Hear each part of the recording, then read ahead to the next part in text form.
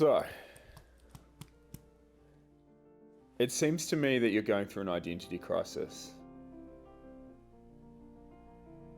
People are calling you a trail bike, yet sometimes you feel like an enduro bike, correct?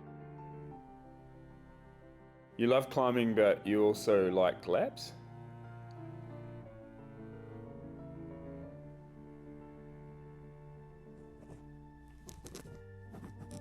Well, what you're going through is totally natural. You're the 2025 model, and in this day and age, it's totally okay for you to be both a trail bike and an enduro bike.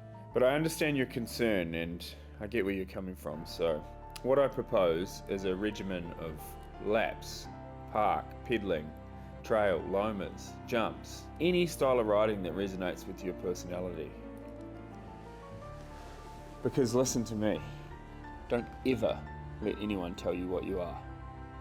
Now get out there and ride.